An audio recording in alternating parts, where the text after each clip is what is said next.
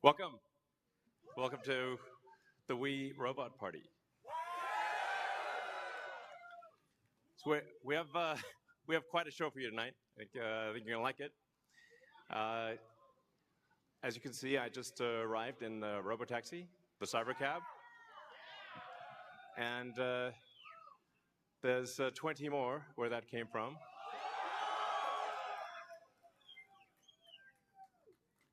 So they've been traveling. There's no people in them, as you can see. The car's just going by with no people.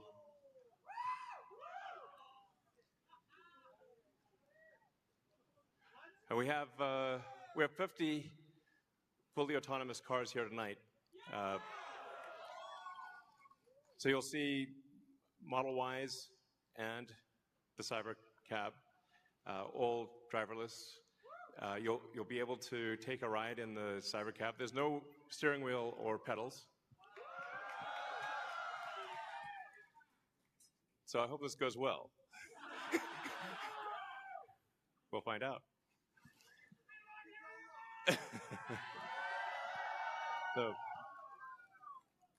So you see a lot of sci-fi movies where the future is dark and dismal, where it's not a future you want to be in. So, like, I love Blade Runner, but I don't know if we want that future. I think we want that duster he's wearing, but not the bleak apocalypse. We want to have a fun, exciting future that if you could look in a crystal ball and see the future, you'd be like, yes, I wish I could be there now. That's what we want. So when we think about transport today, there's a lot of kind of pain that we take for granted that we think is normal. Like having to drive around LA in like 3 hours of traffic. Yeah, and for people that live in LA, I mean, try to get from Pasadena to, El Segundo during rush hour is like, you can fly to, another city faster than you can get to crosstown LA. So, and you have to drive the whole way. Unless you're in a Tesla, of course. Now, Tesla already does quite well at this, supervised self-driving.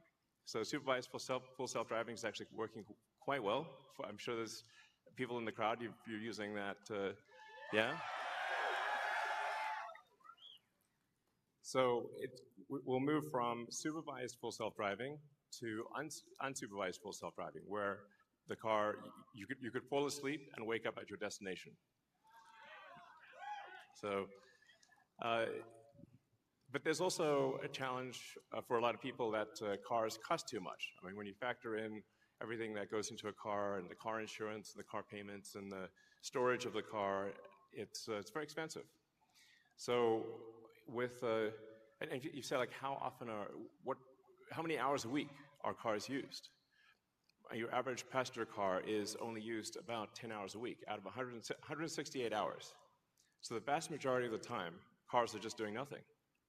But if they're autonomous, they could be used, 5 times more, maybe 10 times more. So you could actually, for the same car, would have 5 times as much value, maybe 10 times as much value. There's 168 hours in the week, and like I said, only 10 of them are used for driving. So, and then a bunch of those hours are looking for a parking spot, which is, can be pretty annoying at times. So we want, with autonomy, you get your time back. This is a very big deal. So it's not just it'll save lives, like a lot of lives, and prevent injuries. I think we'll see autonomous cars become 10 times safer than a human. I mean, if you think of times past where there used to be an elevator operator in every elevator, but once in a while they get tired and they accidentally shear somebody in half. So now we have automated elevators. You just get in an elevator and you press a button, and you don't even think about it, and it just takes you to the floor. And if you did see an elevator operator with a big relay switch, you'd be like, "That's weird." Now that's how cars will be. And it's not just the lives saved in injuries, but if you think about the cumulative time that people spend in a car and the time that they will get back that they can now spend, well, I guess on their phones or watching a movie or doing work or whatever you want to do. You can think of the car in an autonomous world as being like just a little lounge. You're just sitting in a comfortable little lounge, and you can do whatever you want while you're in this comfortable little lounge. And when you get out, you will be at your destination. So, yeah, it's going to be awesome.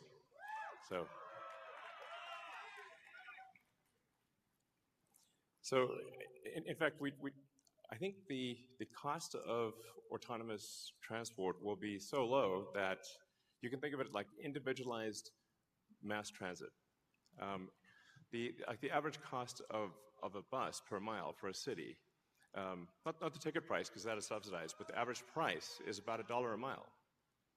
Whereas the cost of cybercab, we think probably over time, from the operating cost is probably going to be around 20 cents a mile.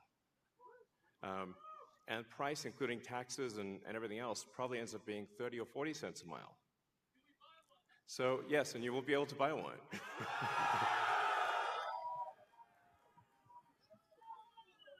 Yes, exactly. And we expect the cost to be below $30,000. And I think there'll be an interesting, business model where, like, let's say somebody is an, Uber or Lyft driver today, where they can actually sort of manage a fleet of cars and sort of manage, I don't know, 10, 20 cars, and just sort of, take care of them like a shepherd tends their flock. You have your flock of cars, and you're the shepherd, and you take care of your flock of cars. I think that'll be pretty cool. I think it's going to be a glorious future. It's going to be really something special. So, yes, good, all excellent questions. So, we do expect actually to start fully autonomous, unsupervised FSD in Texas and California next year. And that's with the Model 3 and Model Y. And then we expect to be in production with the Cybercab, which is really highly optimized for autonomous transport in probably, well, I tend to be a little optimistic with timeframes, but in 2026. So, yeah, before 2027, let me put it that way. And we'll make this vehicle in very high volume, and but well before that, you will experience a robotic taxi via the Model 3 and Model Y program, and Model S and X too. But your 3 and Y will achieve unsupervised full self-driving with permission in wherever regulators essentially approve it in the U.S. and then to follow in outside the U.S. So, and it's Cybertruck too. Yes, of course. Sorry, I don't want to forget. Yes. All our cars are basically all cars that we make. So let's not get nuanced here. All right, next slide. So one of the reasons why the computer can be so much better than a person is that we have millions of cars that are training on driving. So it's like living millions of lives simultaneously and seeing very unusual situations that a person in their entire lifetime would not see. But hopefully, yeah, exactly. So with that amount of training data, it's obviously going to be much better than what a human could be, because you can't live a million lives. And it's also, it can see in all directions simultaneously, and it doesn't get tired or text or any of those things. So it will naturally be, like I said, 10, 20, 30 times safer than a human, just for all those reasons. And I want to emphasize that the solution that we have is AI and vision. So there's no expensive equipment needed. So the Model 3 and Model Y and S and X that we make today will be capable of full autonomy unsupervised. And that means that our cost of producing the vehicle is low.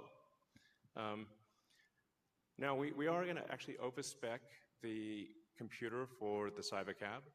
So our AI5 computer will be somewhat overspec'd. And because I think there's actually also an opportunity, sort of like in Amazon Web Services, where if the car is driving for 50 hours a week, there's still over 100 hours left. And there's a potential there to have a massive amount of distributed inference compute, where if you've got, like, say, a fleet of 100 million vehicles and a kilowatt of efficient inference compute, you have 100 gigawatts of compute, which is really quite substantial. And if it's there, you might as well use it. So, yeah, so that I think will make sense. So, all right. So our autonomous future is here. As I said, we've got 50 Teslas driving autonomously. We're trying to give you a sense of what cities will be like in the future. And when you get in, you'll see, like, it's really quite a wild experience to just be in a car with no steering wheel, no pedals, no controls, and it feels great. And we have enough vehicles here, so everyone should be able to try it out and experience the set that we've built here. It's a very big set, so it's like really, we've used sort of, I don't know, 20, 30 acres or something like that. It's really big. So it goes on, the ride's long. And we set it up to feel like a ride, like a park ride. So it'll be cool, and you'll get to experience it tonight.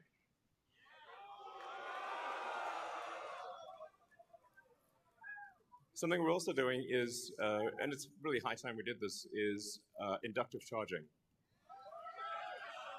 So the robotaxi has no plug. It just goes over the inductive charger and charges. So yeah, it's kind of how it should be. Thanks, guys. I love you too. So one of the things that, like, is really interesting is how will this affect the cities that we live in? And when you drive around a city, or when the car drives you around a city, you'll see there's a lot of parking lots. There's parking lots everywhere, parking garages. So what would happen if you have an autonomous world is that you can now turn parking lots into parks. And so we're taking the ing lot out of parking lot. Welcome. So there's a lot of opportunity to create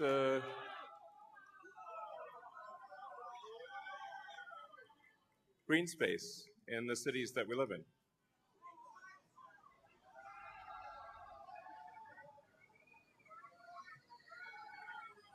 So that would be quite fantastic.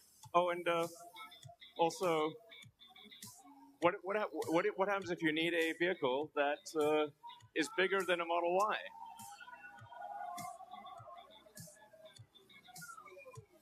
The Robovan. The Robovan is we're going to make this, and it's going to look like that. Now, can you imagine going down the streets and you see this coming towards you? That'd be sick.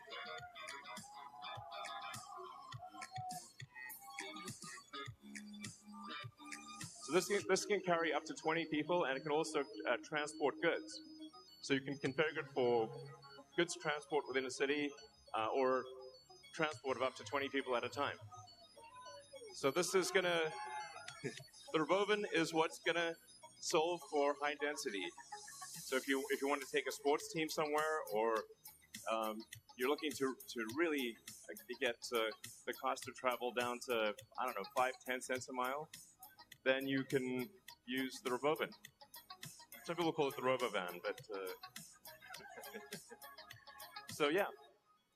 One of the things that we want to do, and we've seen this with the Cybertruck, is we want to change the look of the roads. The future should look like the future.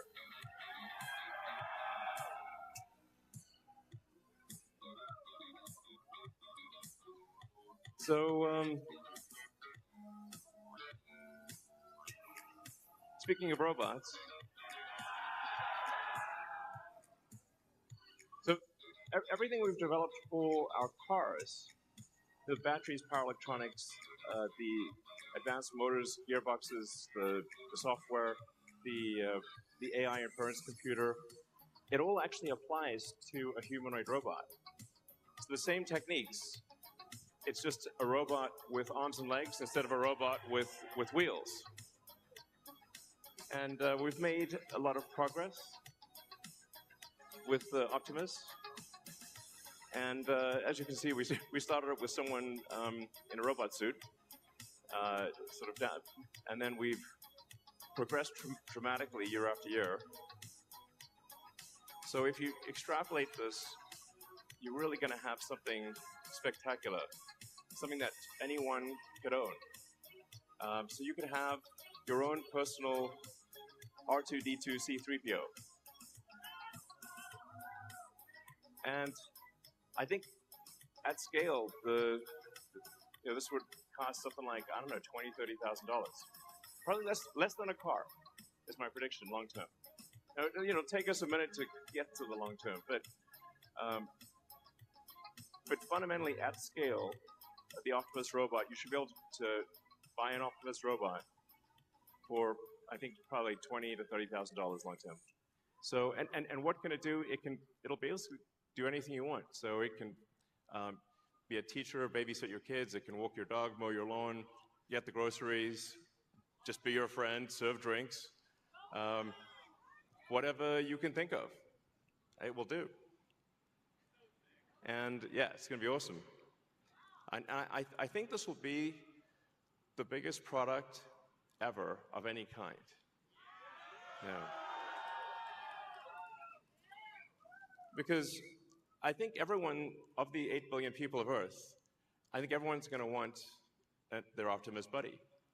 And there's going to be maybe two, and then they'll be producing products and services. I predict, actually, provided we address risks of digital superintelligence, 80% probability of good, a good outcome. Look on the bright side. The cup is 80% full. The cost of products and services will decline dramatically, and basically anyone will be able to have any products and services they want. It will be an age of abundance, the likes of which people have almost no one has envisioned. It'll be something special. So, now one of the things we wanted to show tonight was that Optimus is not a canned video. It's not walled off. The Optimus robots will walk among you. Please be nice to the Optimus robots.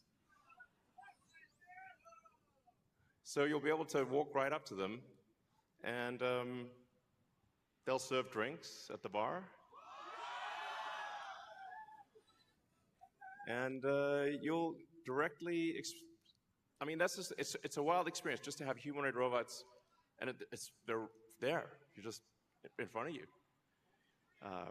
So, yeah, with that, let's party.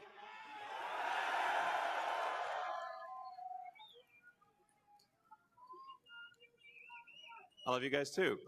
If you look at that gazebo over there, let's get the party started.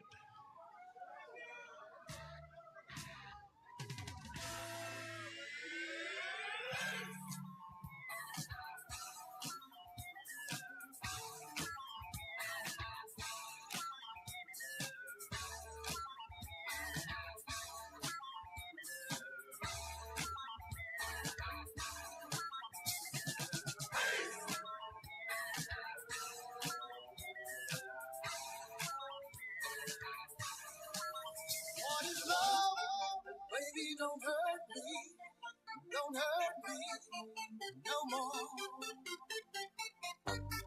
Baby, don't hurt me.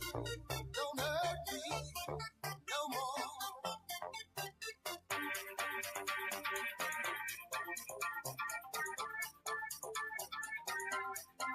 What is love?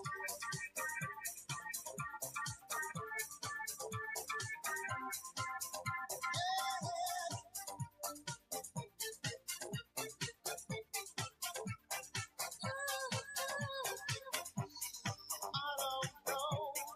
You're not there. I give you my love, but you don't care. What is right? What is wrong? Give me a sign. What is love?